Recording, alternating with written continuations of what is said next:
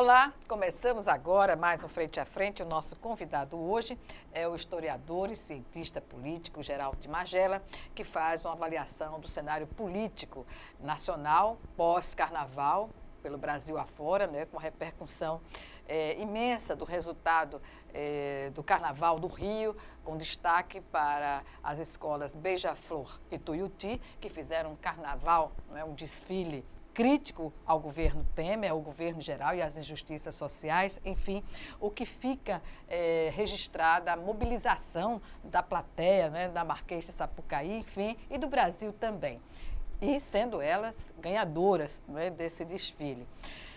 Professor Geraldo Magela, eu agradeço antecipadamente sua presença aqui mais uma vez, a nosso convite, atendendo ao nosso convite, e falemos o que representa para o cenário político este ano, após muitos anos não se ter um carnaval, um enredo que coloque criticamente as questões do país na passarela, levantar a passarela do samba e isso promover também uma discussão nacional sobre os problemas que são enfrentados pela população. Eu acho que esse carnaval ele trouxe essa grande novidade, né? Porque, por exemplo, falar da escravidão, há décadas que as escolas de samba sempre tratam do tema da escravidão, da história do Brasil. Aliás, era muito tradicional nas escolas de samba ter enredos. A Império Serrano era uma das escolas que mais trabalhava a história do Brasil, né? Essa temática. Entre os compositores da escola de samba da Império Serrano, o Silas de Oliveira. O Silas de Oliveira foi um dos compositores que tinha essa veia muito de contar a história do Brasil através do samba enredo, né? O carnaval desse ano, tanto a Mangueira, tanto a Beija-Flor quanto a Paraíso do Tuiuti, eles foram para um tema muito atual, contemporâneo, nosso, do dia a dia, a reforma trabalhista, a reforma previdenciária, os escândalos de corrupção, a crítica aberta, não uma crítica velada, mas uma crítica aberta, com a fotografia do prefeito do Rio de Janeiro, uma crítica ao comportamento do prefeito como evangélico, e não como prefeito, mas que ele colocou a condição religiosa dele em detrimento da posição, da função, e da do cargo condição que do Estado laico que nós temos. Do Estado laico, né? Ele pode ser evangélico, como ele é, mas poderia ser católico, ou poderia ser um bandista, ou poderia ser ateu. Contanto que ele é o prefeito da cidade do Rio de Janeiro. A maior festa da cidade do Rio de Janeiro é o Carnaval, uma das maiores festas do Brasil e do mundo, né? Cortar gastos, né? Penalizou a maior festa que promove o Rio de Janeiro. Boicotou o Carnaval de todas as formas, não foi a abertura do Carnaval, disse que ia estar presente e viajou uma viagem simulada, porque não há absolutamente nada de proveitoso nessa viagem. Nada oficial, que justificasse. Não tem, porque ele poderia ir, por exemplo, hoje. Quinta-feira, quarta-feira, ou na próxima segunda-feira. Não ia alterar em absolutamente nada o assunto que ele ia tratar lá na Alemanha e na Suécia, né? Pode ver que o resultado dessa viagem vai ser nada, né? O desfile da Beija-Flor, ele é um desfile foi um desfile muito forte, né, nesse sentido, porque ele tratou especificamente de questões do Rio de Janeiro, tanto da prefeitura quanto do governo do estado. A crise que o Rio de Janeiro está vivendo, a crise de segurança, a crise da educação, de funcionários públicos que não recebem há meses, atrasado, picotado o 13º pago em 8, 10 prestações. O estado de calamidade do Rio de Janeiro, a Beija-Flor conseguiu traduzir, né? E traduziu muito bem, tanto é que levantou a Marquês de Sapucaí e deu a repercussão que deu internamente no Brasil e a repercussão muito grande fora do Brasil. O que nós não tomamos conhecimento, pelo menos a grande maioria, a imensa maioria da população não toma conhecimento, é porque a mídia brasileira não repercutiu o que a mídia internacional falou, por exemplo, a partir dos enredos das escolas de samba e da Beija-Flor e da Paraíso do Tuiuti, especificamente. A crítica ao Rio de Janeiro, a violência no Rio, e a crítica à questão da reforma trabalhista, da questão da Previdência, da questão da escravidão. Não é mais a escravidão que nós estamos tratando dos negros que foram escravizados. Do início da colonização. Não, a atual circunstância. Nós somos escravos ou não somos escravos? Essa é a pergunta, porque você está perdendo os direitos consagrados já há 70, 80 anos, que estavam consagrados na CLT, muitos desses direitos os trabalhadores perderam. A Previdência Social, que é o maior programa que o Brasil já alcançou na sua história republicana, está ameaçado agora de perder. E eu, você e muitos milhões de brasileiros não poderemos não nos aposentar. Eu, por exemplo, tenho 37 anos de contribuição e a perspectiva, passando essa reforma que está aí, a melhor perspectiva para eu me aposentar pelo INSS integral eu vou ganhar dos deputados e senadores e do próprio Temer e dos banqueiros mais 8 anos de trabalho. Hoje eu posso me aposentar. Tenho 37 anos de contribuição. Mas vai ter perdas, né? 31%. E significativa a perda. Em qualquer salário que você pede 31%, isso abala qualquer renda. Né? Então, eu estou dando um exemplo pessoal, que tem milhões de brasileiros. E pela regra atual, eu tenho o quê? Mais 6, 7 meses de contribuição em agosto. Pela regra atual, eu me aposentaria em agosto, com 38 anos de contribuição. Milhões de pessoas, faltando um mês, 2 meses, 3 meses, 4 meses, vão ganhar 7 anos, 6 anos, 8 anos, ou mais anos de trabalho para poder chegar à sua aposentadoria pelo INSS. Bem, professor Magela, sobre essa questão específica da Previdência, a gente vai ter um capítulo especial na entrevista. Mas eu ainda me reporto a esse desfile, como eu disse antes, foram muitos anos de um vazio sobre a crítica mais contundente ao governo, como a gente viu o presidente Temer na figura de um vampiro sugando a população, né, pela Paraíso do Tuiuti. O que dizer, por exemplo, como a gente pode analisar esse cenário de uma arquibancada ir na mobilização de um enredo de uma escola de samba sobre fatos que estão acontecendo no país e, na realidade, no dia a dia, a gente não observar, por exemplo, quando o presidente Temer vai falar em rede nacional, melhor dizendo, o que se fazia antes de panelaço, hoje não se consegue ouvir nem o bater uma caneca. Olha, essa é uma boa observação. O que estava orquestrado, o que esteve orquestrado a partir do empresariado brasileiro, das grandes redes de TV, sobretudo da Rede Globo, né? A Rede Globo é a capitã de todas essas manipulações e deformações da realidade brasileira, né? Do pré-julgamento, e inclusive da manipulação do Poder Judiciário, né? Que a Globo tem acossado o Ministério Público e a Justiça brasileira no sentido de quê? De cobrar, de pressionar, de jogar a população a partir da manipulação dos fatos, né? Os pré-julgamentos, tudo isso aí. Hoje você não tem mais nada disso, porque o vampiro que está no poder, representado pela escola de samba, que é na figura do Temer, que simboliza o vampiro que suga o sangue e a riqueza do povo brasileiro, ele é o objeto de conveniência do capital, dos rentistas, das grandes seguradoras, dos bancos e da grande mídia brasileira e internacional, que estão afinadas com esse tipo, dos grandes investidores que estão afinados com esse tipo de agenda, que é a agenda de quê? De reduzir ao máximo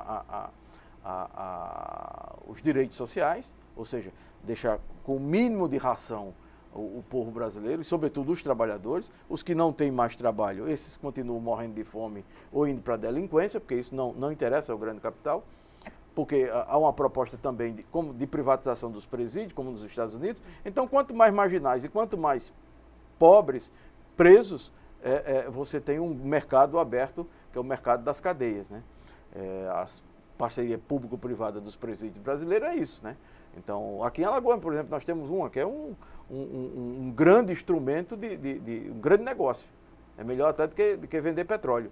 Você ter preso, pagando a R$4.000 por preso, aqui em Giraldo Ponciano, é o melhor negócio que você pode encontrar.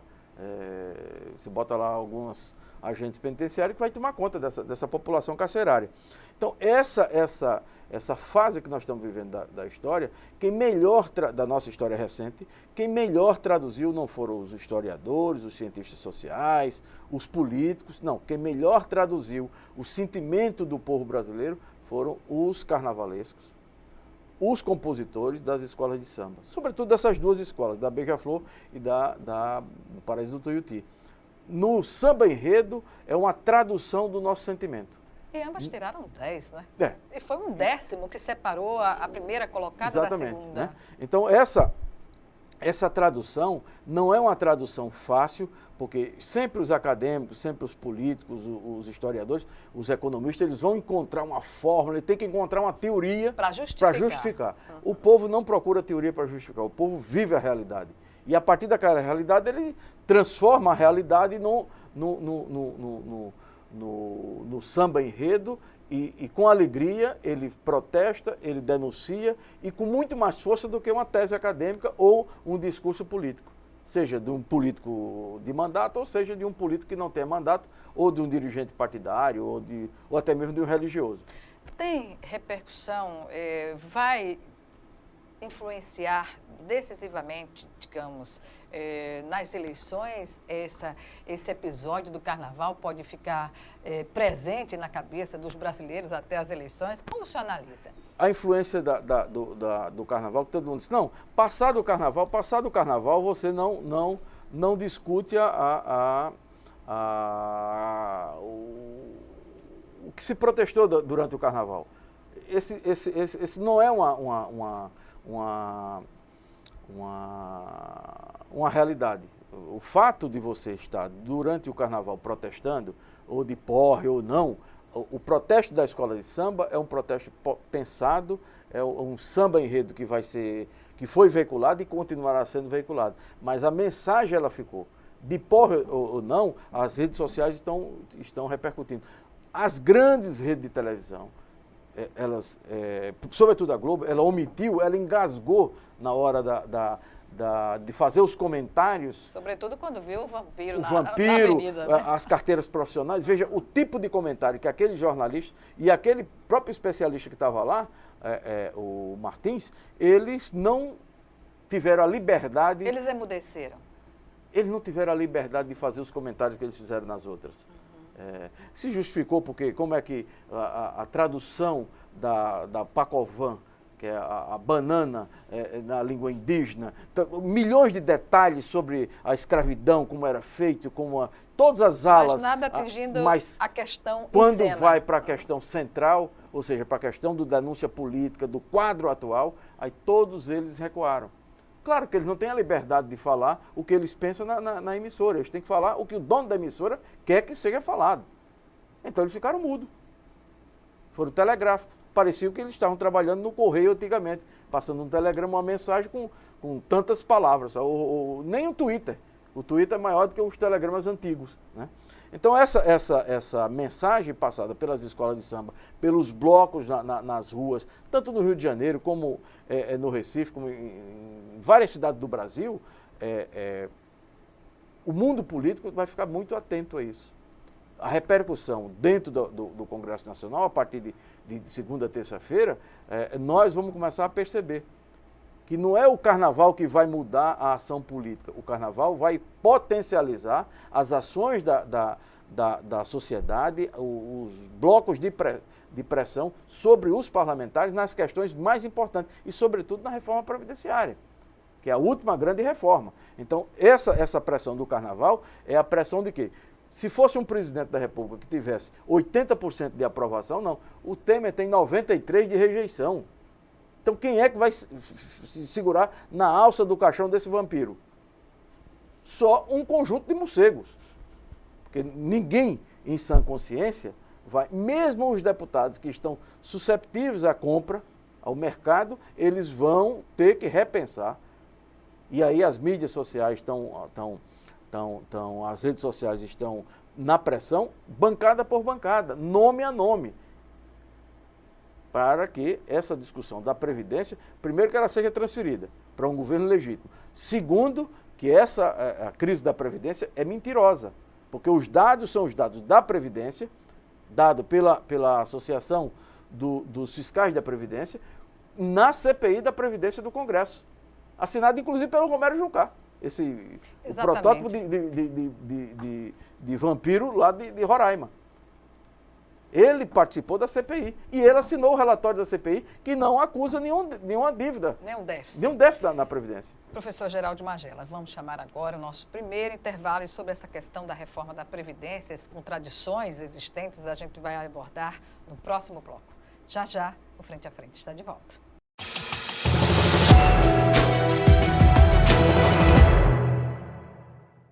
Pelas leis da aerodinâmica, o besouro não pode voar. As asas são pequenas demais para o peso do seu corpo. E seu cérebro microscópico, incapaz de enfrentar a complexidade de um voo. Ainda assim, o besouro prova que o inexplicável, o difícil e o que parece improvável, muitas vezes acontece. Associação Brasileira de Linfoma e Leucemia. 100% de esforço, onde houver 1% de chance.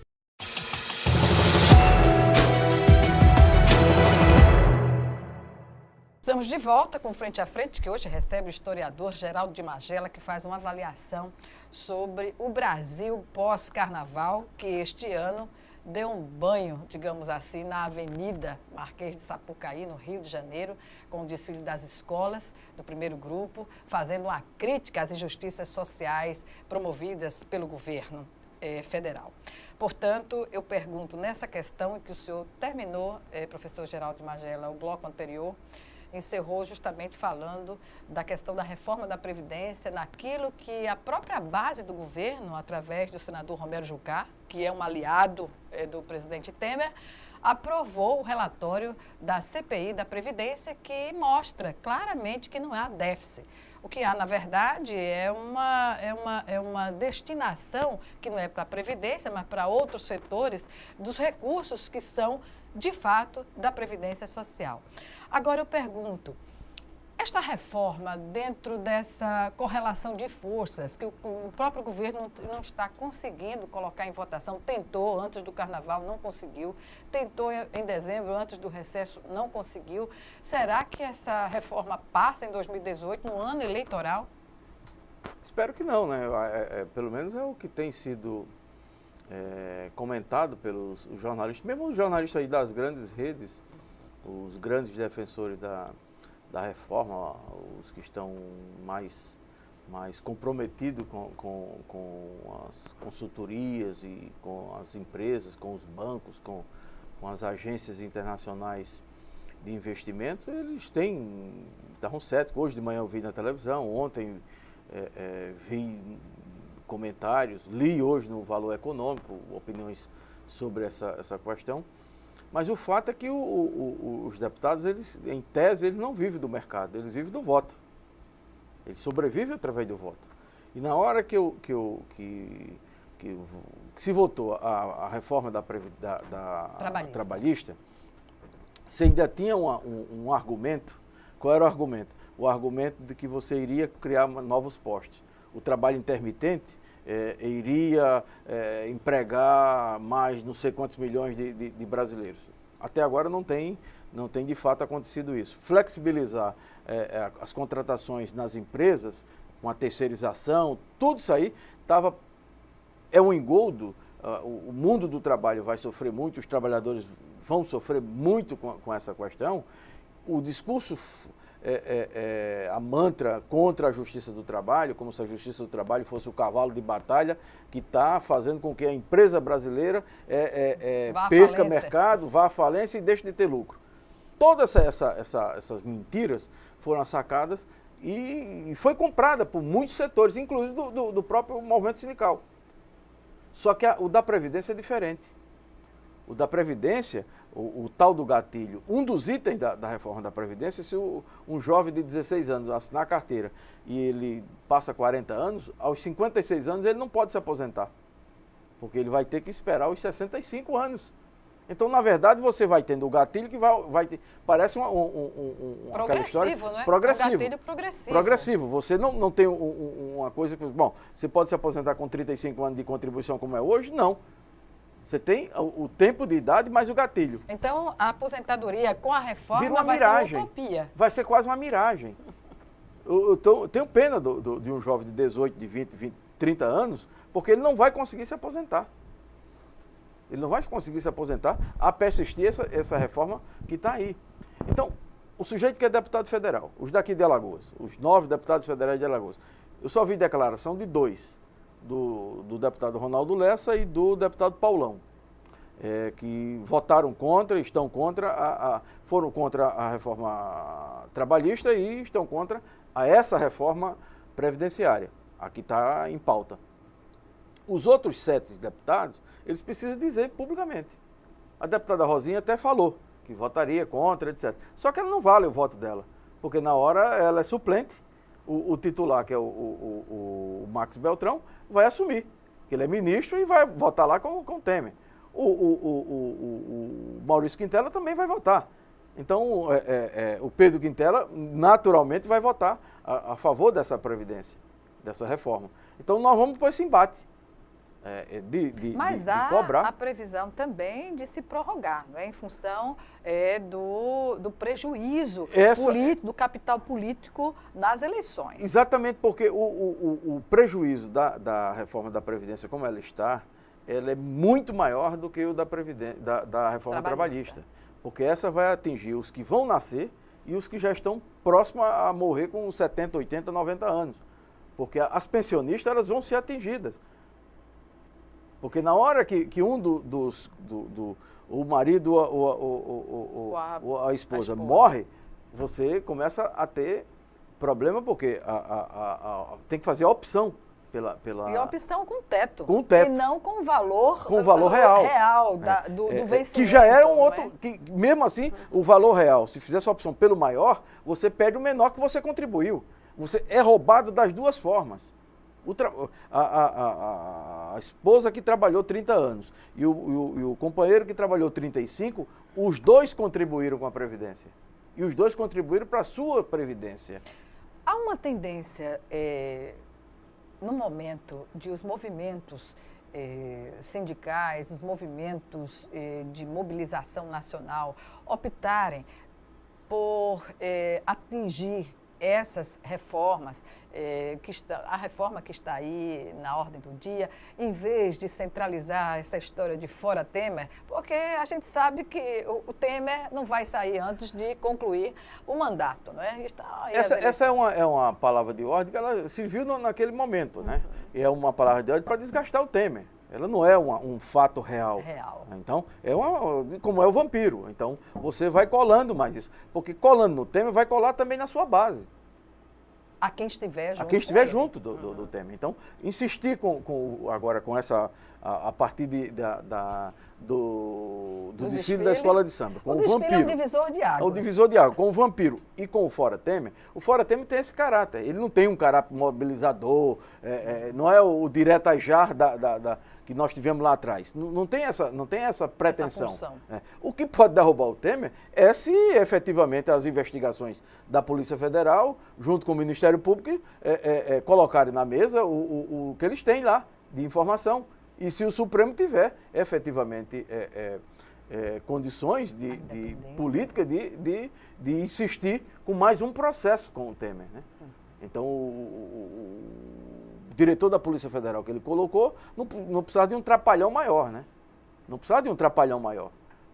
Ele quer fazer todo o serviço da bajulação,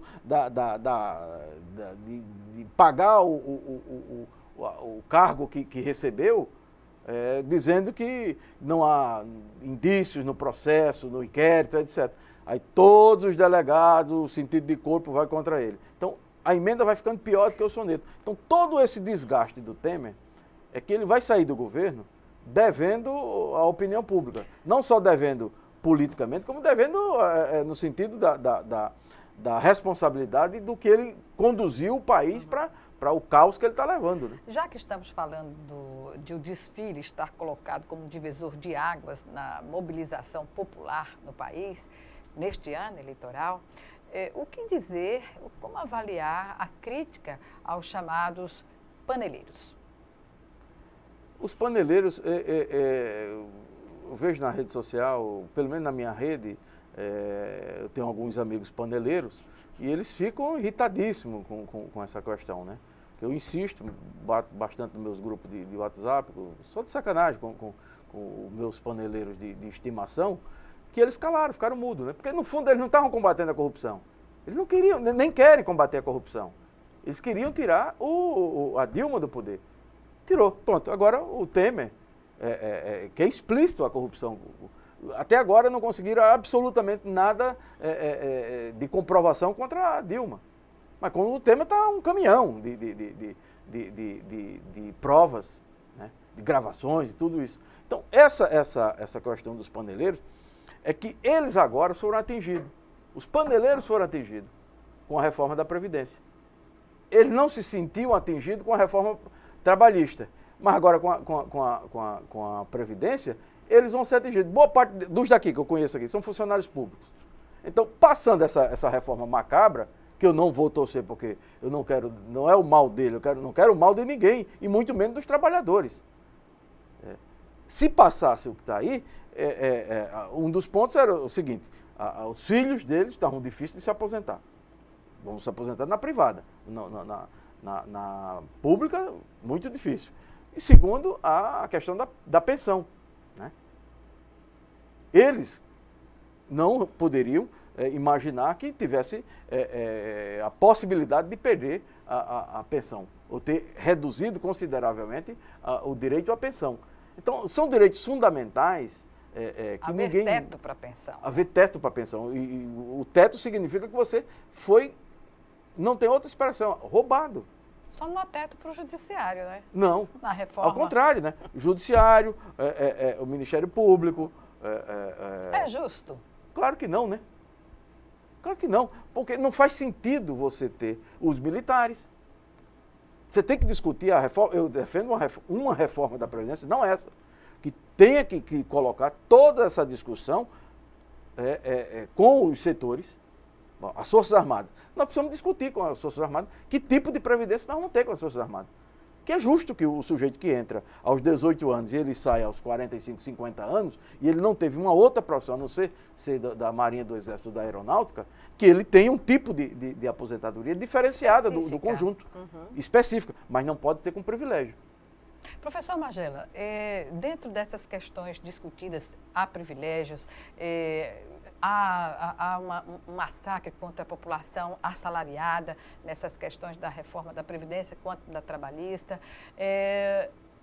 Como a gente pode mensurar a capacidade do governo no momento de colocar essa reforma em votação? Eu repito essa questão porque a reforma ela é aceitável do ponto de vista se for uma reforma para fazer justamente essas adequações, corrigir distorções. Mas o que se coloca no momento é generalizado que a reforma ela chega a ser até cruel com os trabalhadores no país. Mas ela só tem esse sentido.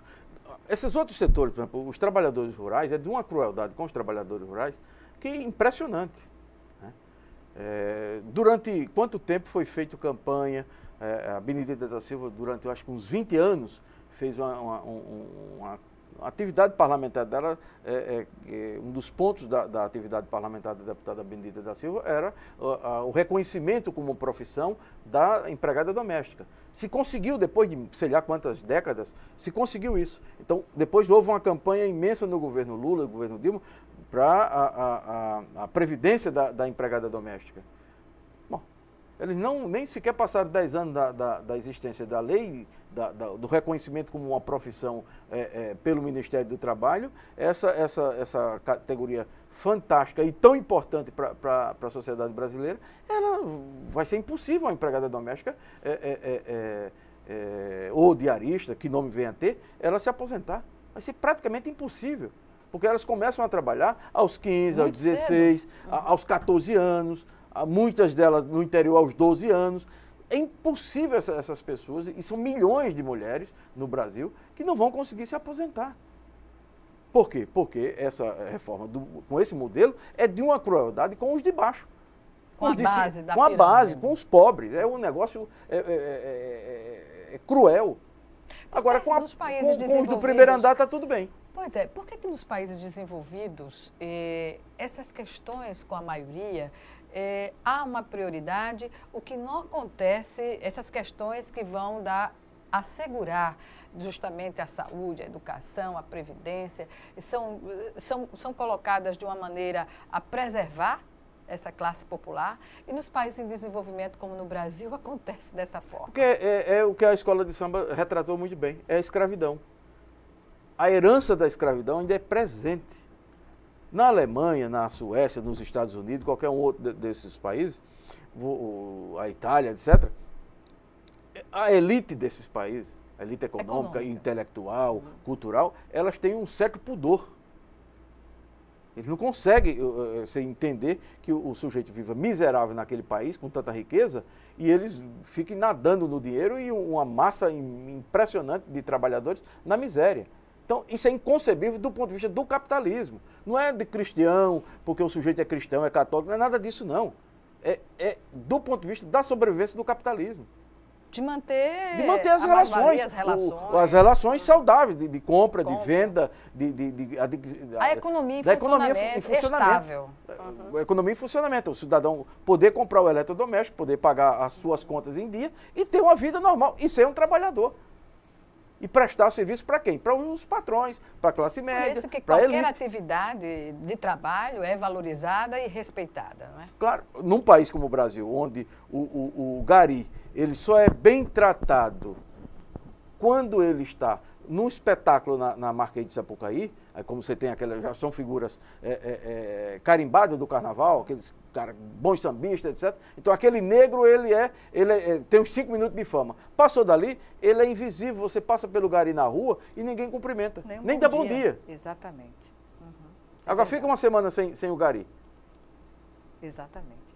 Professor Magela, vamos chamar agora o nosso segundo e último intervalo. Já, o Frente a Frente está de volta.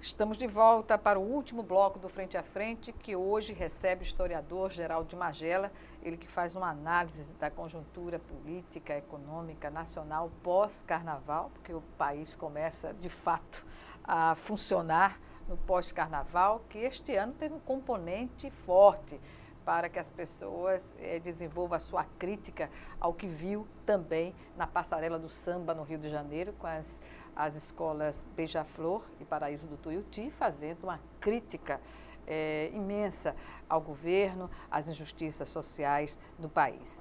Portanto, dentro dessa questão, dessa composição das injustiças sociais, estava lá a questão da Previdência. Professor Magela, A quem interessa a reforma da Previdência no Brasil? Curto e grosso. Os rentistas, né, e os bancos. O principal interessado são os bancos e as seguradoras, né? Porque os bancos, eles vêm advogando há bastante tempo com lobby de grandes economistas, de jornalistas famosos, para massificar a história de que a Previdência está quebrada. E que o Brasil vai quebrar igual a Grécia, vai ficar igual a Espanha, ou sei lá o quê, que não tem nada a ver uma coisa com a outra, porque a Previdência brasileira está dentro de um capítulo chamado da Seguridade Social, que é a saúde, a assistência social e a previdência social. Então, você tem contribuições independentes que vão para esse fundo. Especificamente para esse fundo. A Previdência Pública, ela não está dentro disso aí. A Previdência Pública está no outro, é uma outra conta. Essa conta da Seguridade Social, que os comentaristas econômicos, todos eles da Globo, do SBT, etc., nenhum deles se reportam a isso. Os especialistas sérios se reportam sempre a essa questão, né? E de separar as contas. Então, como separar as contas? Você vai ter que tirar o que é da Seguridade Social, da assistência social, o que é da saúde, do SUS, etc., e o que é da Previdência do regime geral, ou seja, o INSS. Então, essas contas são independentes e são superavitárias. Não tem nenhum problema. O dinheiro que está sendo tirado da Previdência para pagar juros dos bancos e para colocar em outras áreas do governo e que não voltam para o caixa da Previdência, é o que dá esse déficit fictício. A ADRU, a chamada ADRU. A desvinculação de receitas. Então, essa é uma armadilha. E a partir daí você começa o mantra da Miriam Leitão, do Saldenberg, de todas essas figuras que estão atreladas aos seus patrões e aos grandes donos de seguradoras, aos bancos. Então você cria a imagem de que são os funcionários públicos os que estão quebrando o Estado brasileiro. Não é nada disso. E mesmo os funcionários públicos, mesmo os que ganham alto, eles contribuem. Eles contribuem. O que eu acho que tem que ter é uma reforma que você discuta o setor público e o setor público no judiciário, no legislativo e no executivo, e no Ministério Público. As Forças Armadas e as polícias é um capítulo à parte de todos os outros trabalhadores. São funções inerentes, específicas. E porque o serviço das polícias de um modo geral, é um serviço específico em qualquer lugar do mundo. Então, é uma carreira que tem que ser uma carreira de Estado. Não pode ser um funcionário público igual ao porteiro, igual ao escriturário, ao agente administrativo ou, inclusive, ao procurador. A um procurador, que é um alto cargo, ou um auditor do Ministério da Fazenda ou do Ministério da Saúde, seja de onde for. O policial ele tem que ter um bom salário, mas um bom salário, não é salário de miséria que paga em Alagoas, que paga no Maranhão, que paga em São Paulo, ou no Rio de Janeiro que não paga. Não, tem que ter, porque é o sujeito que arrisca a vida e que tem uma função que é de dar proteção à sociedade. Se tem desvio na polícia, se tem roubo, se tem morte, isso é um outro capítulo. Isso não discute na Previdência, se discute com uma boa investigação. Polícia e Justiça. Com justiça. É um outro departamento. Agora, as carreiras de polícia têm que ser carreira de Estado. Tanto Polícia Civil, como Polícia Militar, como Polícia Federal, são carreiras de Estado. Ou seja, você tem que ser preservado. O fato do sujeito entrar na polícia e ele não ter nenhuma outra função, ele ser só policial, e ele ter 25 anos. Agora, você passa 25 anos entrando em favela, descendo morro, subindo morro, dando plantão e arriscando a vida. Sai de carro de manhã e não sabe se volta. Então, que grau de estresse você, no final da sua carreira, a essa atividade? Então, essa atividade não é uma atividade qualquer. Agora, eu não vejo os policiais discutirem a partir desse enfoque. É sempre discutindo. O soldado discute um tipo de coisa com o cabo, o sargento e os oficiais com outro, e os oficiais discutem um outro tipo de privilégio. Que esses aí têm privilégio diante da tropa.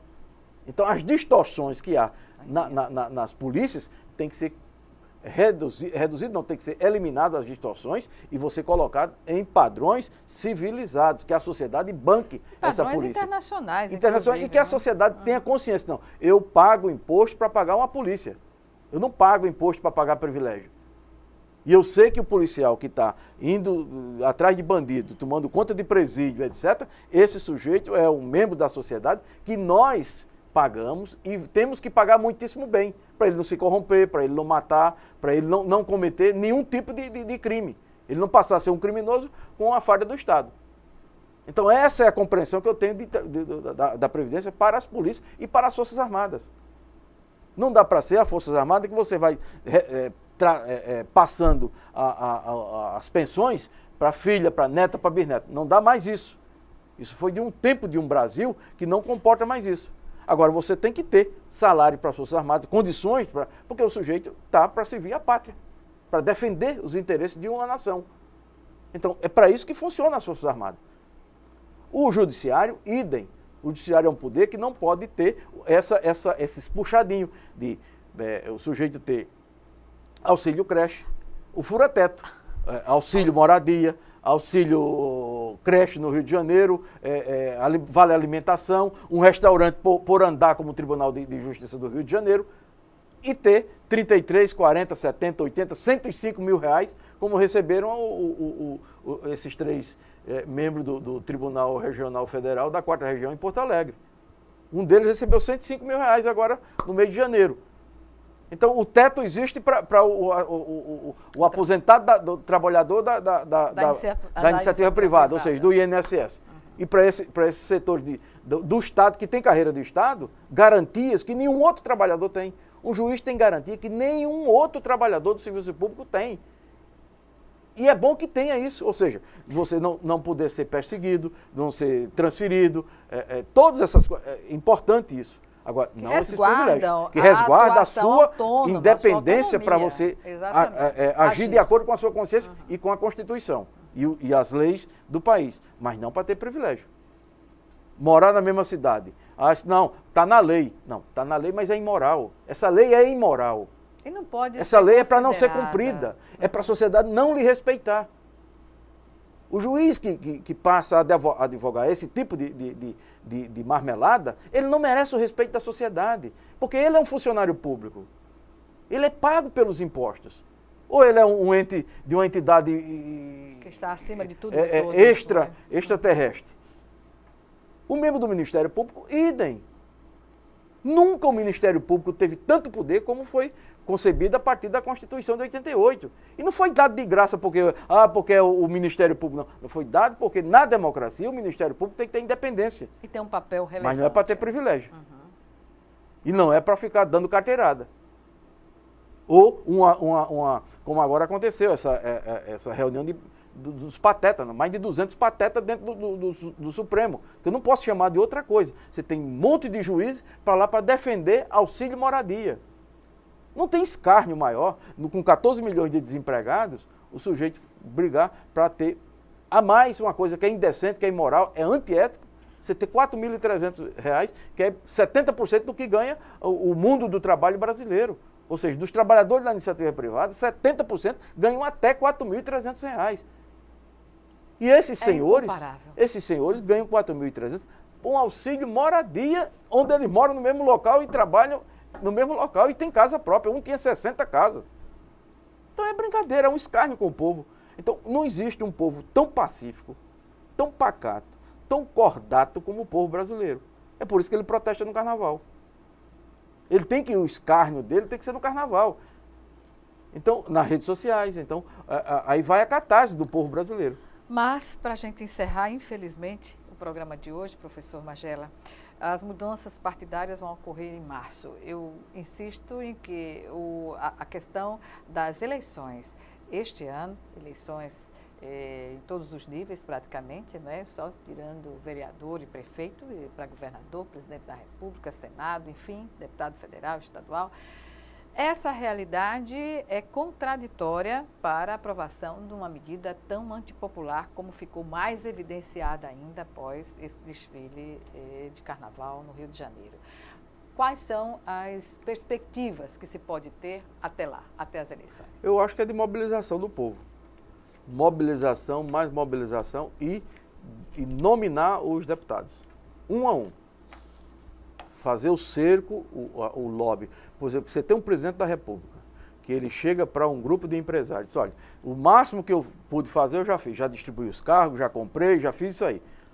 Agora é com você, a iniciativa privada vai procurar os deputados, os 50 deputados, para fazer o corpo a corpo. Esse corpo a corpo de um banqueiro com um deputado que está indeciso ou que não quer votar, significa o quê? Que o banqueiro vai convencê-lo ou vai comprá-lo? Que o empresário vai convencer esse deputado ou vai comprar? Então essa é a tradução. Naquela linguagem cifrada que o Temer usou... O Congresso está na Berlinda, então. Na Berlinda, claro. E cada um dos deputados tem que ficar na Berlinda. Que a população não pode dar de barato uma reforma que vai cortar a sua garganta. Professor Geraldo de Magela, eu agradeço mais uma vez a sua participação e espero tê-la aqui em outra oportunidade. Eu que agradeço. Obrigada. Obrigada a você também que nos assistiu e até o nosso próximo encontro aqui, Frente a Frente.